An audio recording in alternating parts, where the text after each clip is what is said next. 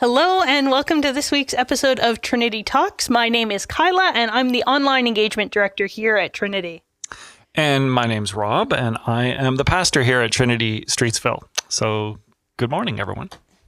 Yeah, and so as we're now nearing the end of 2024, I thought it would be fun to sit down with Rob and just look through the year that was and all of the many things that have happened at Trinity this year. Yeah, it's like, Spotify tells you this time of year, this is all the things you listened to in the year that was. Spotify Wrapped. Yes. So this is kind of Trinity Streetsville Wrapped. Yes. Yeah. There we go. Yeah.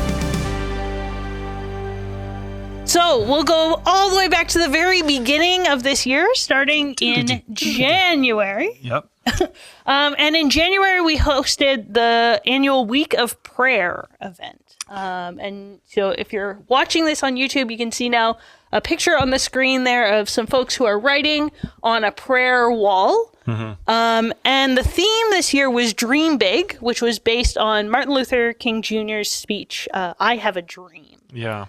So what do you recall from that week? Well, this is the second or third time that we've had this week of prayer that we have set aside now at the very beginning of a year, which is a fantastic idea. And I commend the prayer planning team for all the creative thought they put into it, because I think they realize not everybody prays the same way either, right? So some of us like to, fold our hands and pray silently. Others like to pray out loud, but they go a step further and they provide ways for people to pray visually and, aesthetically. And I really, really appreciate the thought they're putting into it. But yeah, the whole idea of dream big, or I have a dream. Yeah, it actually, so you remember just before that happened, we did a whole teaching series on, dreaming big, because we were starting a lot of new things as a church. Namely, we were starting the second service, which was a big undertaking. And, there was a lot of volunteers and a lot of people that were involved in that. And I think that we decided we better start the year with that same kind of theme of big dreams,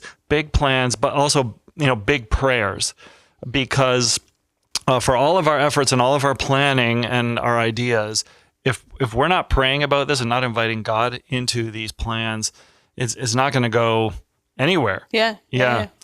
In fact, I was just thinking there's that one scripture in Mark 9 where Jesus comes down a hill and his disciples are there. They're trying to cast out a demon out of this child, this kid, and they can't do it. And they're like, we've tried everything. It won't work. And Jesus says to them, he says, this kind only comes out by prayer. And I love that statement, because what Jesus is kind of saying is there are some things that can only be done through the power of prayer, right? I suppose there's some things we can do if we have our own, ability and our own ingenuity that God has given us those gifts. We can accomplish some things, but then there are some other big challenges, other big opportunities and big problems that can only be addressed and solved through prayer. And I don't know about you, but I feel like in a church, there's so many things that we are tackling day by day that if we're not praying, we're going to be in deep, deep trouble. Yeah, for sure. And I feel like sort of similarly, I feel like that week of prayer grounded us in a way to then go forth and try new things this year and feel like, even in praying through those things, we set aside this one particular week in which we focus on praying for these big dreams, but then obviously that sort of sets a precedent, right, for how we continue throughout the rest of the year. Yeah, and I would say that, for example, the staff now, we've begun a weekly, half hour of prayer. So that pattern of prayer starts with an intense week at the beginning of the year, but then it's become a weekly pattern for us as a staff throughout the year, and hopefully for everyone. Prayer is a daily pattern as well, just happening in these different kind of cycles throughout our life. Yeah, for sure.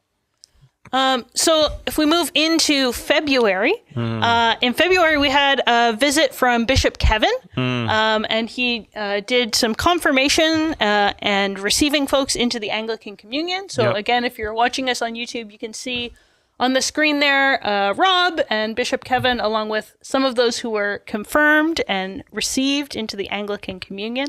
So there were 10 folks confirmed and 2 folks received into the Anglican communion. Absolutely. And so for you as an Anglican priest, how does that sort of how does that moment fit into sort of your own life and faith and leadership here? Yeah, we don't have the bishop visit very often here at Trinity. I love Bishop Kevin. Bishop Kevin's the best. I was so glad he was able to visit with us. But yes, confirmation, for those of you who don't know, confirmation is that moment in our lives where people who were baptized as infants kind of say, you know what, I want to claim these promises for my own. I want to kind of stand up and declare my faith and confirm the promises that my parents made on my behalf when I was younger. So that's like a powerful moment in and of itself. But confirmation is one of the few things that's only done by bishops, right? I can't do it. You can't do it. We have to have the bishop come in to do it. And so it's beautiful because it is an opportunity to remind us that we're part of something bigger as a church, right? Like, so many times, week in and week out, we can kind of get, sometimes just looking within our four walls and get a sense of like, this is the church. But when something like confirmation comes around and a bishop comes in, a bishop who represents not just a church, but the wider church, and bishops have this other thing that they do to us is they remind us that we're part of a church that traces itself back through thousands of years, back to Jesus Christ himself, right? Through the whole apostolic succession and the laying on of hands of bishops and all that stuff. So yeah, it's a powerful moment when the bishop comes to visit. It's this reminder we're part of something bigger. I don't know if you feel that. Yeah, for sure. I mean, that Sunday in particular was really meaningful for me on a number of different levels. But one of the things that I do really appreciate about the Anglican Church is that it is part of this larger network, right? That as a church, we're given opportunities to, set some ministries and discern our vision a little bit, but we don't do that in a bubble. Yes. We do that under your leadership, but your leadership under the leadership of the bishop, under the leadership of the sort of global Anglican Church, right? Yes. And we get to learn from each other, and we get to discern together, and we get to, provide resources and knowledge sharing and all of these things together. And I think that makes churches stronger when they can cooperate like that. Do you think people are actually looking for churches that have that kind of deeper connection to history? Like, I have a hunch that maybe if people are looking for a church, that they don't want a church that feels like it was just created yesterday. Sure. Right? Yeah. They want to feel like I am part of something that goes way back.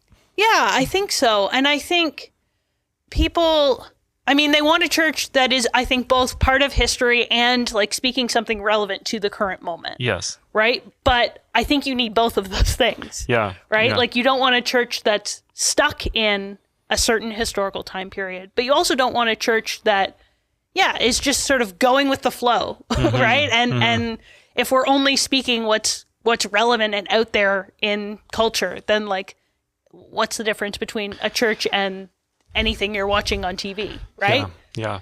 And so when the bishop comes and we do things like confirmation, it's a reminder that we're part of something that stretches deep through history, but also part of something that stretches wide around the world, right? Where there's something like 80 million Anglicans in countries all over the world. And because of the massive growth of the Anglican Church, especially in the Southern Hemisphere, they're predicting that number is going to like double by the year 2050 or something like that. Sure. So it's just I don't know. It's just something about it reminds us. Oh yeah, this is a big family, diverse family as well.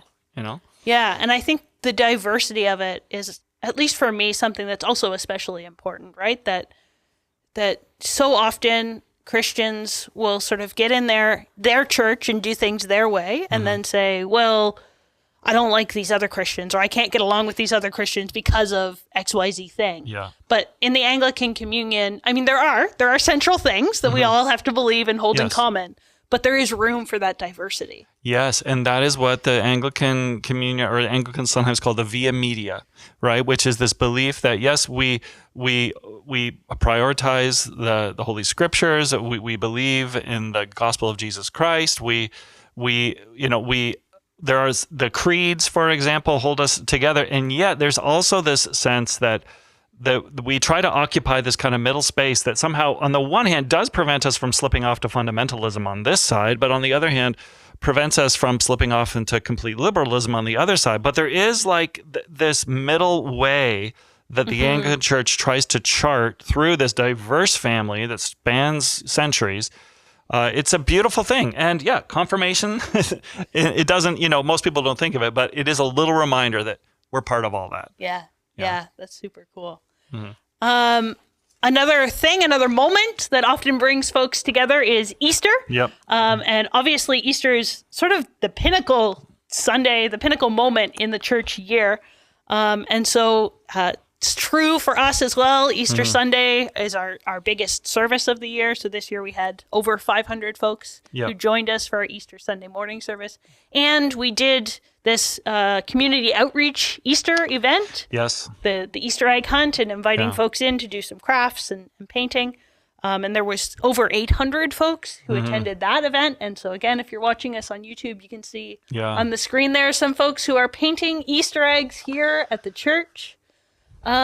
So for you, Rob, Easter's a very busy time, but what sort of stands out to you from Easter this year? Well, we're doing this interview right now, just having gone through Christmas, right? Yeah. And it's very interesting to me because I think Christmas is a holiday that many people celebrate, even if they're not Christians, if they're not churchgoers, right? And so maybe in some ways it's churches are maybe packed out on Christmas and Christmas Eve, and it's a little easier because I think everyone kind of likes to get in that Christmas spirit. I think Easter is different. I know it's different in our culture because I don't think people celebrate the season or the holiday of Easter in the same way that maybe all the commercialism and stuff pushes us toward the celebration of Christmas. I don't know. I'm just kind of comparing the two in my head, I guess, right now is what I'm doing. That being said, though, Easter was very busy here, and I was actually the one thing that struck me was actually Good Friday. I don't know if you remember, but Good Friday was full, full here, to the point where afterwards we were like, well, next year do we have to have 2 Good Friday services, which I don't think we've ever done that, but there was literally, we were pulling chairs out and standing room for Good Friday. I don't know what to make of that. Is there something about the maybe the solemnity or the darkness or the mystery of Good Friday that draws people? I was just, I don't know. Yeah, I wonder. Yeah, that is interesting. I wonder that too. And I think there's something about Good Friday, like Easter Sunday is full of all of this hype, right? And rightfully so. And rightfully so, right? It's a moment of celebration. Yes. Yeah.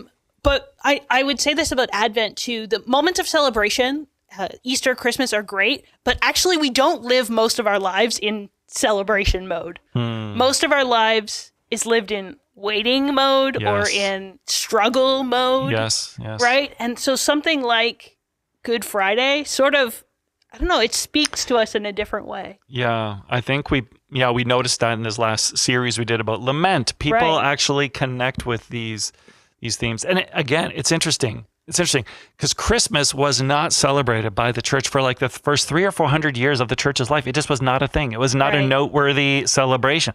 Easter, though, of course, that was the very reason why the church ever came into existence in the first place, right? Had there been no resurrection, there would be no hope. People would not have, it's so, So just, comparing those two holidays is kind of an interesting exercise in your mind. Yeah, for sure. And I think there's a lot of rich theological meaning in the days leading up to Easter and the weeks leading up to Easter too, that sort of, gives it a more rounded sort of time and way to approach this celebration, this commemoration. Yeah, I mean, and the Easter egg hunt that we do is, I guess it's in some ways, it's an opportunity to get out to the community and to bring them in, yes, for painting Easter eggs and yes, for decorating Easter cookies or whatever. Yeah, sure. Or go on an Easter egg hunt. But really, I guess what it does is it also brings people into our building. And it brings people into this sacred space where they maybe start to ask, what is Easter all about? And we get to rub shoulders with them and perhaps develop some relationships with them. And so that, I think, is why we do the kind of outreach side to try to pull people into the rich and life-changing story of Easter. Yeah, for sure.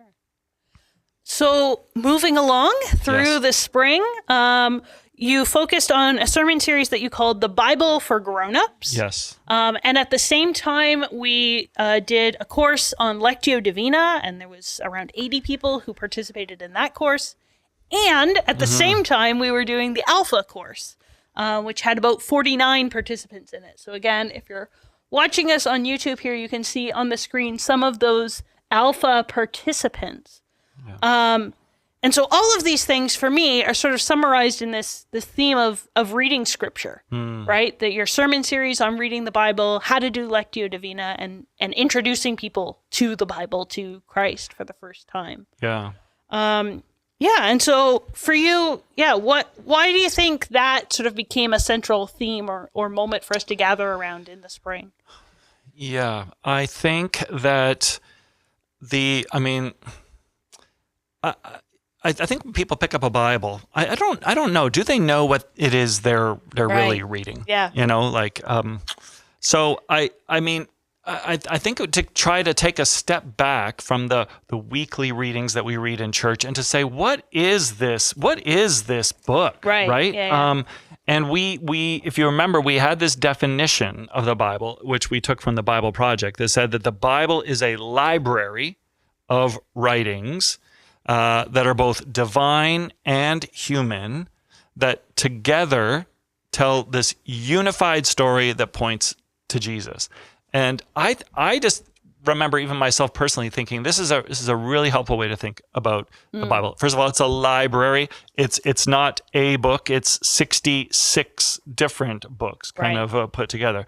It's both divine in its origin, but it was also written by human beings like you and me, and that's not something to be ashamed of or be afraid of, right? That their fingerprints are all over this. That's actually much like Jesus himself was both divine and human, right? There's something wonderful about that, and yet somehow this is telling one story. It's amazing, but it's telling one story throughout, and that story is constantly pointing to and culminating in the life and person of Jesus. That was, I guess, my hope, is that people would grasp just a bigger understanding of what this book is all about. Yeah. Yeah, and then when the Bible was being written, nobody knew that they were writing a Bible, right? Because I think some people think, when was the Bible written? And nobody thought I'm going to write part of the Bible here. I'm writing Bible. No, people were just writing letters. They were writing poems. They were writing stories, and these things got collected and put into this one volume. Yeah, which again tells this amazing story. And then you mentioned we did the Lectio Divina course, which I think was the perfect pairing for this, because on the one hand, we're intellectually wrestling with what this book is, but on the other hand, we want to spiritually be able to consume it in a way that's going to be life-changing for us. And I know the Bible is often referred to in the Bible as a book that we should consume. These pages are to be kind of gobbled up and eaten by us. But how do we do that? And Lectio, you took you went through the Lectio course, how that spiritual practice. Do you think that's a helpful way? Yeah, I think so. And it's something that, because it's fairly straightforward, right? There's these 4 steps that you go through.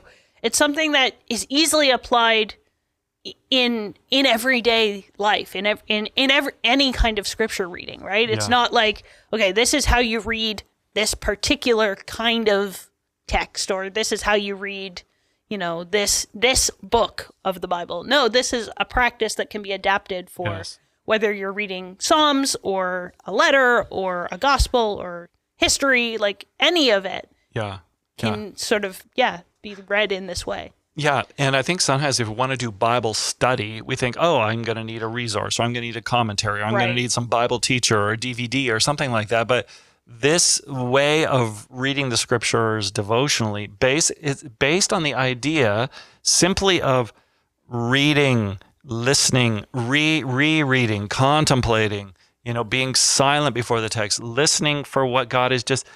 You don't need any other resources, at least with Lectio, because the belief is God speaks from these words, speaks from these pages to us. And we just have to somehow slow ourselves down and put ourselves in a space where we can actually hear what God is saying to us. Right. It's right there for us. Yeah, for sure. And how do you think that, so we did this sort of a couple months time focusing on scripture.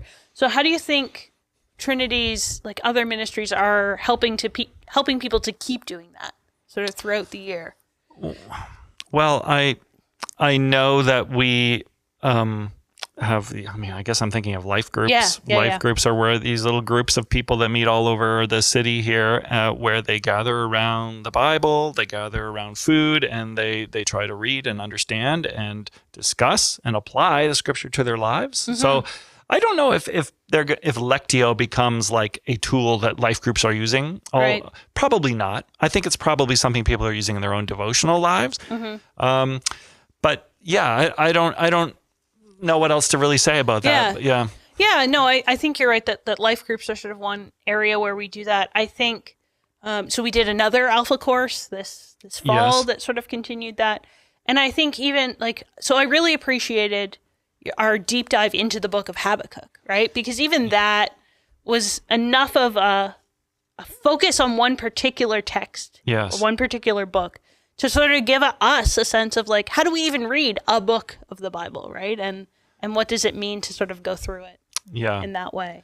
Yeah. That's right. You're right. Like we just finished a series looking at, the Christmas story through the lens of Charles Dickens. I think there's lots to be learned there. But yes, it is very important to also be doing focus time, just looking at a book of the Bible or a chapter of a book of the Bible and really unpacking, because it's a gold mine. Like you can never really exhaust the pages of scripture. There's always more to learn. Yeah. So from there, we moved into a sermon series on the fruit of the Spirit. Yes. And to go along with this fruit of the Spirit theme, we also did these fun Trinity Bakes videos. Yeah. And so you can see, if you're watching on YouTube on the screen there, you can see Travis and Eric and their hard work that they really put into those videos and making it a kind of fun way for folks to engage with us. Yeah. Now, if you look at those videos, they're not particularly faith-based. No. They're fun. And they related a bit to the sermon and what you were talking about. Yeah. So for you, what do you see as sort of the role of that kind of a video, that kind of content? Yeah, I think that two things were going on with those videos. And one was definitely, I'll say it's artistic. Yeah. On the one side, I think that we have to acknowledge that the church has always been a place where the arts, whatever those arts might be, have been celebrated, whether it's dramatic arts or whether it's, musical arts or visual arts or things like that. So I think that drama is just one more way where we're able to express the gifts, the talents, the creativity that God has built into each of us. And if like Eric and Travis, they're just bubbling with this dramatic creativity. Yeah. So I think I think that's the one side of it. This is an art form, and they're actually very, very good at that art form. Yeah. And so it's inspiring to watch them work and write scripts and do stuff like that. So, and we've been doing drama in different ways here. Mm-hmm. In Lent, we had these dramatic readings that reflected how people might have felt at the foot of the cross, listening to Jesus's final words. And even this Advent, we've been doing something kind of serious, but kind of fun, kind of reflecting on what a Christmas carol might look like if it was done in a modern time. So it's not like the only time we've ventured. But I will say, I agree with you. It was certainly the silliest thing we ever have done. Sure. But even that, I think there's something. Well, I mean, before I say about how does it strike you as a person who maybe just sat down on a Sunday morning and you saw these videos and you were like, what is it? How did it strike you? Yeah, I mean, so at first, I feel like the first one was a little bit like, what is happening? Jarring. But I also know that over the weeks, people came to be excited to see the next one, right? And see, okay, what's going to happen this week? And how is this going to move forward? And So I think if nothing else, it provided people with like an excitement and an anticipation for like coming to church and like seeing what Trinity is putting out there. Yeah. But also, so like you said, I think it's really valuable just as an art form, as a way of expressing our talents and our creativity. It also provided moments of like levity and laughter. Yes. Which like, it's not all that often in a church that people just sit there and laugh out loud. Yes. But there's something really special about that and almost holy about it, I think, right? Like God appreciates laughter, I'm sure. I totally agree. I think it is actually an effective teaching tool in a way. I mean, how many pastors start their sermons with some kind of a joke or whatever, right? Like I remember it's Joel Osteen. Joel Osteen, he always starts his sermons with, I always like to start with telling you a little something funny. And then he goes on and he tells a joke. The joke has nothing to do with the sermon, nothing at all. Okay. He's just telling a joke, and he's telling you before he tells the joke, I'm going to tell you a joke now, right? Why? I think it just, something about it, people laugh, they sit up a little straighter, they're relaxed, they're ready to listen now in maybe a way that they weren't before. I don't know, but there's something about starting on a humorous note that, and we did use these sermons as kind of like a lead into the talk on the fruit of the Spirit. So I think on the one hand, it's a really interesting teaching strategy. Yeah. But to your point as well, I think, yes, it's wonderful to hear people laugh. And I mean, here at Christmas, we just celebrated that, there is good news of great joy for you and all the people, right? That the gospel is joyful, good news. And so we should be people of joy, people of laughter in that way. Yeah. And it provides, like, sometimes Christians get this reputation of being like super serious and stoic and like always worried about doing the wrong things or whatever. But like, obviously that's not us. Yes. It allows people to sort of see that there is a light side to this. We are people who can have fun. And people who need to have fun and need to laugh. Like, especially, you and myself, we're in leadership here. We're on staff here at Trinity Streetsville, and we're always facing challenges and problems. And it would be, really easy just to kind of always be getting hung up on the negative or the problems or the things we're trying to overcome. And so I actually think that having a sense of humor is like an indispensable quality of good leadership, being able to laugh about things and being able to laugh at yourself, right? To say like, oh my gosh, that was like the worst sermon I've ever preached in my life. I can't believe that, the guitar fell over or what, you know what I mean? Like we could either go home with our heads hung low thinking, oh, how horrible, or we could learn to laugh and say, oh, well, what an idiot I am. Yeah. So then this summer, we moved into Camp Trinity, which has sort of become this, I don't even know. Do you know how long Camp Trinity's been running? 14 years. Okay. Yeah. So quite a while. Yep. And this year there was, over 900 camp registrations, which was about 455 individual kids. But then, of course, all of our camp staff, there was around 40 of them and, 20 or 30 more leaders in training and program volunteers and mentors. So if you're looking at the screen now, you can see one of our camp our camp times. There's some leaders leading some music and 400 or so kids hanging out in the sanctuary there. I love how they stand on the pews and jump up and down on the pews. I don't think the people who come in on Sunday realize that, a couple days ago that was like a little trampoline. But, as you just said, camp's been going on here 14 years. It's sort of become this really integral part of Trinity's life. And so, what do you see as the role of camp in our sort of wider church life? Yeah, I think camp has injected a lot of life and energy into Trinity, and it has evolved over the years. Julie Wormald, who's a previous children's director here, she was the one who kind of came up with the idea of camp. It began really small, and it kind of grew and grew and grew over the years. Now Grace Gwynn Vaughn was our camp director this past year, so she took on that mantle. So camp is always an evolving thing. The way it is now might not be the way it is 5 years from now. Sure. We'll have to just kind of see how God leads it. But you started by saying two things about all these campers that come and all these leaders. Yeah. And those, I think, are the two sides of the coin that makes camp so valuable. On the one side, we are reaching out to families and to kids in our neighborhood, and there is no doubt that we are building really important connections with them, that we are really and truly sharing the gospel with them in word and deed. And there is really and truly follow-up and fruit that gets born from that work, some that we don't see, but others that we do see, where kids start coming to youth group after going to camp, or they come to kids' church after camp, or they come to camp Sunday, and then they just start coming to church Sunday by Sunday. So it really is an effective way for us to spread the gospel and expand the reach of Trinity in our community, and to, for lack, of a better word, it's been instrumental in growing the church. Yeah. But on the other side, a huge piece of camp is the leadership development of the youth and young adults. We hire, 15, 20, 25 young people to help run camp every year.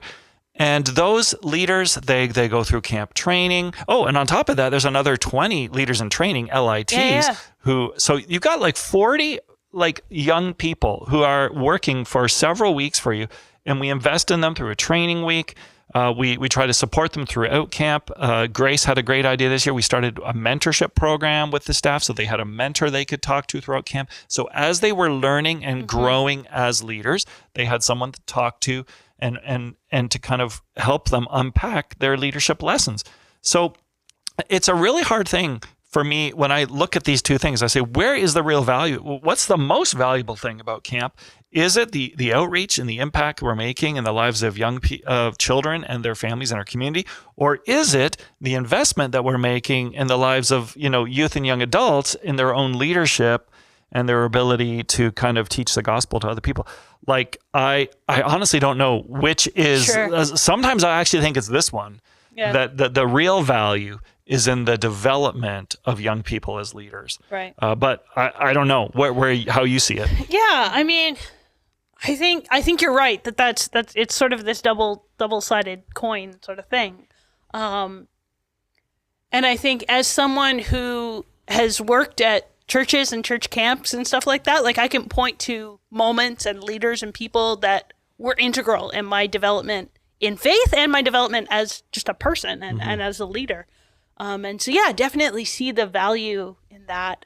And at the same time, I think one of the things that makes church day camps, I think, particularly valuable compared to maybe some other summer day camps is that often, and I don't know if this is the case with Trinity or not, but often church day camps are more affordable. And I know we offer scholarship options and things like that. Yeah. So that, I think, provides much needed space for kids and families who other options are just out of reach for them. Right. And so for me, that's also a really valuable, sort of bridge to the community that we're a space that anybody can come in and access. Yeah, and the congregation gets behind that by funding these bursaries we're able to offer people in order to make sure that even kids who can't afford it can come and be part of camp. Yeah, you're right. Yeah, that's great. So then we move into September, and there was a lot of new things happening in Trinity throughout the year, but particularly in September. So September was when I started in this role, so we had some staff transition. We also launched the discipleship year program in September, and we launched the community meals program for the first time in September. And so again, if you're watching us on YouTube there, you can see a picture from one of our first community meals. And in September, we had around 60 people come in for dinner. In October and November, it was around 80 people that we had come in. So lots of new things, lots of growth happening. So what was your September like? Yeah. So when I knew you were going to ask me this question and I started to reflect on, September was in my mind a challenge and a real moment of learning for me personally. And I'll explain why. Because there was so much change. We had staff coming and we had staff that were leaving and staff that announcing they were leaving. And we knew we were going to have to hire new staff. So we had changes happening in our staff. We had new programs that were starting. We had some other programs that were stopping. I used to work at a church, and the senior pastor told me many times, he would say, Rob, in biggest churches, the only constant is change. The only constant is change. And I think it finally kind of hit home to me this September that yes, change is something we have to get our heads around, because the world is constantly changing, right? Culture is constantly changing. So therefore the church needs to be changing itself in a way that it kind of is able to continue to communicate the gospel in effective ways to a changing world, right? So that's changing. On top of that, your congregation is changing, right? This fall, we said goodbye to like 3 or 4 key families in our church who have been here for years and years and years, and they moved out of town, right? So your population is changing, but others, of course, then are coming in. So you have to be willing to kind of work with that kind of change when the membership changes. I already mentioned staff leadership changing. That can be, really disruptive. I didn't realize kind of actually how much time I would be spending, puzzling through and thinking through and planning and advertising and interviewing and kind of trying to make sure that we have great staff here at Trinity. God is good. God brought you along right when we needed you. God has brought a new children's ministry director along right when we need it. But it's more and more change that's happening. And then there's programs that change, right? You mentioned brand new programs starting, meal programs. That's a big program. Other programs are stopping. We also have let other programs kind of go along the wayside because we kind of discerned, that's not maybe as effective as it used to be. Maybe this is another way we should try something. So you're always experimenting and you never guarantee that it's going to work out, but that's just more and more change. And I guess on the one hand, we should expect there to be change because the Holy Spirit is the kind of being that is always bringing about transformation, always bringing about change in the life of a congregation, in the life of individuals. But on the other hand, change can be very disruptive and can be very taxing on you kind of emotionally and physically. It can be very draining to kind of deal with change. And, and people can get uneasy about change when they see change. They can get worried about it. So anyways, I know I just talked for a very long time, but my point is simply this, that I think my big learning this fall is the constancy of change. And yet at the same time, there are some things that just do not change, right? The gospel does not change. Right. God's character does not change. Yeah. Our mission as a church does not change. Our methods might. Sure. Right? Yeah. But our mission, that we are people who love Jesus, who want to learn from Jesus, who want to live like Jesus and lead other people to Jesus, that remains the same. But I think that as leaders, you, I, other leaders, managing change is one of the key aspects of leadership these days. That's my thought anyway. Yeah, for sure. And I think, like you said, some people can get really uneasy about change, and then some people are just really change avoidant. Yeah. Right? But I think, all of these new things that have started happening in Trinity over this fall, but even, as far back as last year when we started doing 2 services, I think we have seen growth through those things, even if it's not, some things have led to a numerical growth, but other things have just been like a deepening of faith, or expanding a skill set, or just learning, okay, we don't want to do that again, or whatever it is, right? Yeah, that's right.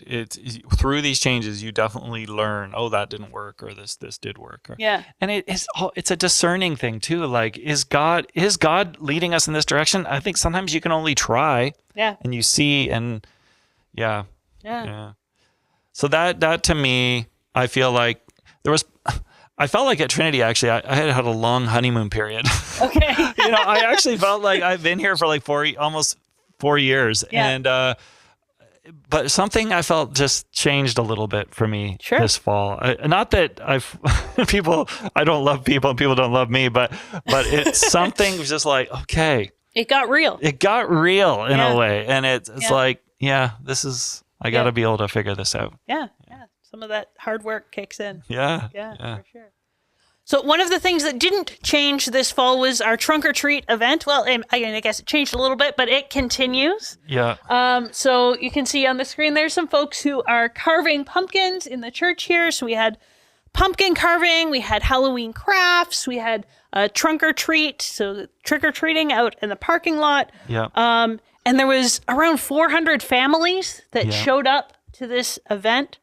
And so just wondering, your thoughts, your perspective on this and sort of community events at Trinity. Yeah, I won't say too much more about this because I feel like I talked about the Easter egg hunt a bit, and I actually put this very much in the same category as the Easter egg hunt. It's an opportunity for us simply to create an event that invites families into the orbit of this church, that kind of pulls them out of the crowd, a step closer into the community, maybe a step closer to curiosity, whatever it is.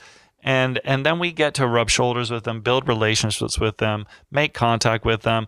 And then we can, always invite them to future events, invite them to camp, invite their kids to camp, invite them to Christmas. It's all just, these events on first glance, you might say this isn't really accomplishing much. You're not preaching the gospel. It's Halloween, You're dressing up as ghosts and goblins and like giving out candy from car trunks. Like where is Jesus in this? But there are some things that we do that are simply to engage our community in relationship, and I think that's what this is. Yeah, I think the other thing that this does, from my perspective, is like I think about community spaces in general. And one of the things that I've heard people talk about is that there's not a lot of spaces in a community right now where you can just like go and be without an expectation of spending money or like being a certain kind of person or engaging in a particular activity.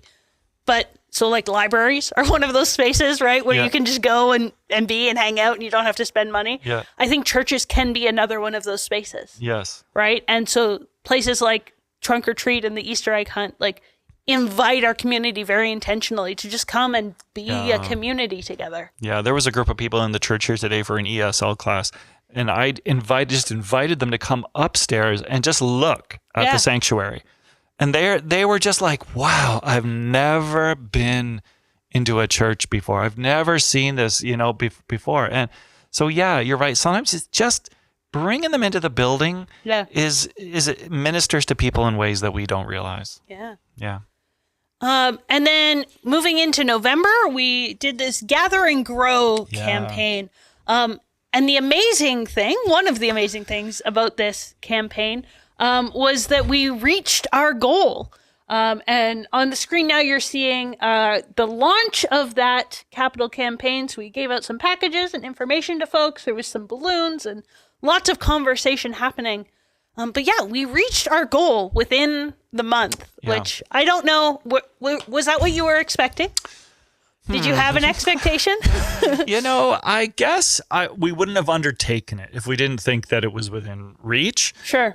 So just in case people don't know, Trinity's a new building, but it's 25 years old now itself, and it just needs some upkeep and some improvements, and especially in the areas of like hospitality, where we want to make people feel welcome, and accessibility and visibility. There was just some work to be done. We just finished a whole series on hospitality, and we thought, you know what, we've been talking about this for a year. Now's the right time. We need to raise about $250,000. Let's just take the month of November and see if we can just raise it in that time through gifts and pledges. And it was really exciting to announce to the congregation a few Sundays ago that we, in fact, had raised $275,000. Right. And there was a moment at our board meeting where we were like, there's only 2 weeks to go and we're not really near our goal yet. And so we were like, should we start like putting a thermometer up and showing the congregation where we're at, and to kind of like maybe get some panic going in people, like, oh my gosh, we're not nowhere near our goal yet, and the advisory board, I think prayerfully made the right decision to say, no, let's just leave this up to God. Let's leave it up to the Spirit. Let's leave it up to the Spirit to move people's hearts to give, and whatever comes of it, comes of it. Yeah. Let's not make anyone feel pressured or coerced into giving. And it was definitely a word from God, because we ended up just inviting people to give, not trying to pressure people or using any tactics like that. And in the end, we exceeded our goal, and it was a great blessing. I'm just so grateful for the generosity of these people. Yeah, for sure. So obviously that means there's going to be a lot of work happening here in 2025. Yeah, and 2026. And 2026. Yeah, so got some time, but lots to look forward to. Yeah, lots. In some ways, lots, but a lot of it is, just the things like, I got to fix up these floors, got to fix up these doors, got to fix up these lights and stuff like that. So some of it's not like wow stuff. It's just like it's time stuff, right? It's time to do this work, take care of this building. Yeah. And so as we look ahead into 2025, is there anything you're looking forward to? Well, we are going to be, in January, we're starting a new teaching series. I am looking forward to that. Yeah. We're going to be looking at a little bit of the book of Hebrews, chapter 11 of the book of Hebrews, which we're going to call the series Heroes.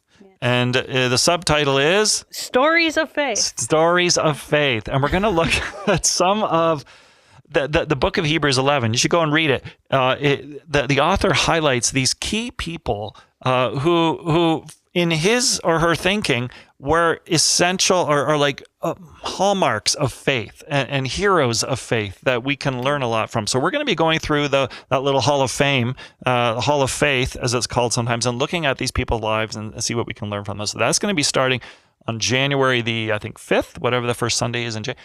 And then I want to let people know that in Lent, we're also going to do something different. We're going to be spending Lent looking at the 7 deadly sins. We're going to do this series called 7. And that'll be, I think, a great way for us to look inside ourselves during Lent and prepare for Easter. So stay tuned for that. Yeah, for sure. Yeah, so it feels like it's been a bit of a whirlwind. We just went through this whole year. Any final thoughts or reflections? Yes, I do have one final thought. And after this whole year is done, we come to the end of the year and we receive this wonderful little text message from a family that visited a few weeks ago. And I thought I would just read it to you, because this is what it's all about. This is why we go through all the ups and downs and the hard work of the year. And so I just wrote it down here. Hello, Rob. I want to say thank you so much for reaching out. We truly appreciate it. Apologize, wanted to message back, blah, blah, blah, blah. We've been going to another church. We never felt really connected. We'd actually lost touch and have been missing that sense of church and community. When we came to Trinity, we didn't know what to expect, and we felt so welcomed. It was unbelievable. We were given a tour, and just have to say, the community and the sermon really touched us both, so thank you. We're so excited and have signed up for the caroling night. We were shocked to see our kids feel so welcomed and went right into the room on Sunday and stayed the whole time, and that's a true testament to them feeling safe. Them enjoying their time and wanting to attend next Sunday makes us feel like we've finally found exactly what we've been missing. And when I read that, I'm like, yes, that's what it's all about. That's why we do this. Yeah, for sure. Yeah, so as we've gone through this year, we've reflected on how God has been faithful. God has brought us through, amidst all of the ups and downs, all of the changes, all of these things. Mm-hmm. God has brought us families like this who we have the opportunity to bless, and they bless us by their presence. Amen. And I trust that God will continue to lead us through the year ahead. Yes, Lord, more. Yeah. Okay. Well, thank you for tuning in to this week's episode of Trinity Talks. Maybe you can share what have been some of your own favorite memories from 2024. And we look forward to continuing to connect with you in 2025. Happy New Year.